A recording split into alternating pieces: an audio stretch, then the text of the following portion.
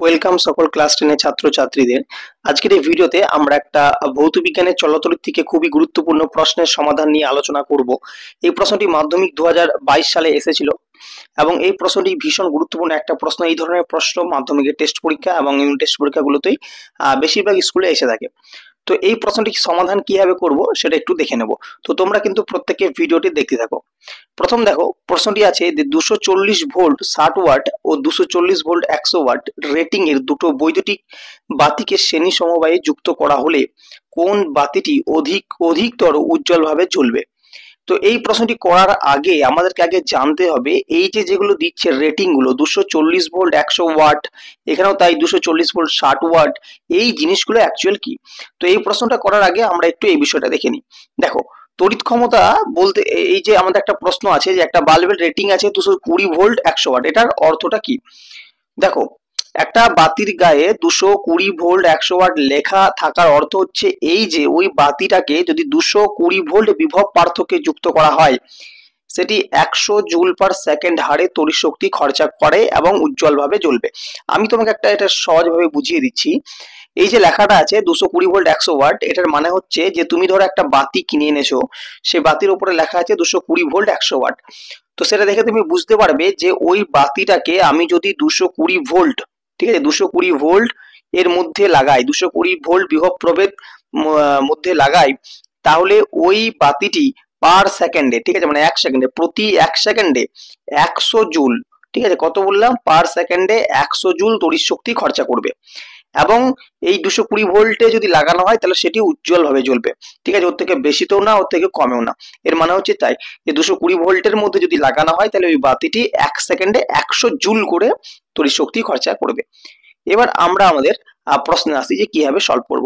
এবার ধরো তোমাকে দুটি বাতি দিয়ে দেওয়া হয়েছে, একটাতে লেখা আছে 240 ভোল্ট 60 ওয়াট, একটা লেখা আছে 240 ভোল্ট 100 ওয়াট।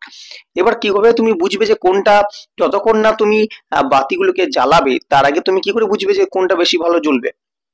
দেখো, তো এগুলো করার ক্ষেত্রে আমাদেরকে প্রথমে দুটো রোধ বের করে নিতে হবে, ঠিক আছে, রোধ বের করতে হবে। তো রোধ বের করার ফর্মুলা কি হয়? তো এই ক্ষেত্রে রোধ বের করার ফর্মুলা মনে রাখবে R equal to V square by P, ঠিক আছে, পিটা হচ্ছে ব্যয়িত শক্তি, আর ইকুয়াল টু হচ্ছে ভি স্কোয়ার বাই পি। তাহলে ভি মানে কত আছে? ভি মানে আছে 240, স্কোয়ার মানে 240 ইন্টু 240, তাই তো 240 ইন্টু 240 বাই হচ্ছে পি, পি মানে হচ্ছে 60 ওয়াট, এটা হচ্ছে পি, ঠিক আছে, তো 60 ওয়াট। তো আমি একটা শূন্য কেটে দিচ্ছি, 4 6 24 এবং 4 24 সঙ্গে হচ্ছে 960। তাহলে আমার 8টা আসে, মানে প্রথম ক্ষেত্রে ওই জন্য R1, তাহলে 8টা আসছে আমার কত? 960 ওহম। একইভাবে আমি দ্বিতীয় বাতিটার ক্ষেত্রেও বের করব। তো দ্বিতীয় বাতিটার ক্ষেত্রে আমার কত আছে? বিটা বার করছি, আমি 8টা বের করছি, 240 ইন্টু 240, কারণ ভি স্কোয়ার, তাহলে 240 ইন্টু 240 বাই হচ্ছে 100, তাহলে দুটো শূন্য আমি কি করলাম? কেটে দিলাম। এবার 24 কে যদি আমরা গুণ করি তাহলে পাবো 576। তো এখানে এলো আমাদের 576 ওহম। তাহলে ভালোভাবে খেয়াল করো যে দুটোর ক্ষেত্রে আমরা রোধ কিন্তু বের করেছি। প্রথম বাতিটার ক্ষেত্রে রোধ হচ্ছে 960 ওহম, ঠিক আছে, এটা আমরা দেখতে পাচ্ছি। প্রথম বাতিটার ক্ষেত্রে রোধ হচ্ছে 960 ওহম, আর দ্বিতীয় বাতিটার ক্ষেত্রে রোধ হচ্ছে 576 ওহম। এইবারে কিভাবে বুঝবো কোনটা উজ্জ্বল ভাবে জ্বলবে? এই বাতি দুটি কোন সমবায়ে যুক্ত করা আছে সেটা দেখতে হবে। এই বাতি দুটি শ্রেণী সমবায়ে যুক্ত করা আছে, ঠিক আছে, মানে এদের মধ্যে কিন্তু কারেন্টের যে প্রবাহ সেটা একই আছে, এটুকু মাথায় রাখলে।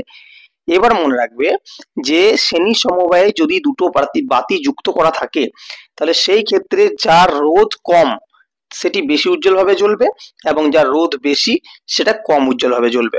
এবার এই ক্ষেত্রে দেখো, আমাদের প্রথম বাতিটার রোধ বেশি, তার মানে এটা কিন্তু কম উজ্জ্বলভাবে জ্বলবে, ঠিক আছে, কারণ এক্ষেত্রে শ্রেণী সময়ে যুক্ত আছে, ঠিক আছে। দেখো উত্তরটা আমি লিখে দিয়েছি, যেহেতু দুটি বাতির শ্রেণী সময়ে যুক্ত আছে তাই উভয়ের প্রভাব মাত্রা সমান। 60 ওয়াট বাতির রোধ কম এবং 100 ওয়াট বাতির রোধ বেশি, সুতরাং প্রথম অর্থাৎ 60 ওয়াট বাতি বেশি উজ্জ্বলভাবে জ্বলবে। তো যেটা রোধ কম সেটা বেশি উজ্জ্বলভাবে জ্বলবে এবং যেটা রোধ বেশি সেটা হচ্ছে কম উজ্জ্বলভাবে জ্বলবে। এটা হচ্ছে যদি শ্রেণী সমবায়ে যুক্ত থাকে। আর যদি এটা সমান্তরাল সমবায়ে যুক্ত থাকতো তাহলে কিন্তু এর উল্টোটা হতো, যেটা রোধ বেশি সেটা বেশি উজ্জ্বলভাবে জ্বলবে এবং যেটা রোধ কম সেটা কম উজ্জ্বলভাবে জ্বলবে। বোঝা গেল আশা করি। তো ভিডিওটি তোমাদের যদি ভালো লেগে থাকে অবশ্যই লাইক করবে, বন্ধুদের মধ্যে শেয়ার করবে এবং আমাদের চ্যানেলে যারা নতুন দেখছো ভিডিওটি অবশ্যই কিন্তু চ্যানেলটি সাবস্ক্রাইব করতে একেবারে ভুলবে না। এর আগেও আমরা ভৌত বিজ্ঞানের অনেকগুলি প্রশ্নের সমাধান তোমাদের সামনে তুলে ধরেছি, তোমরা চাইলে সেই প্রশ্নগুলির সমাধান দেখে নিতে পারো। আমি ডেসক্রিপশন বক্সে ভিডিওগুলি লিংক দিয়ে দেবো। তোমাদের প্রত্যেককেই ধন্যবাদ জানাই সম্পূর্ণ ভিডিও দেখার জন্য। দেখা হচ্ছে পরবর্তী ভিডিওতে।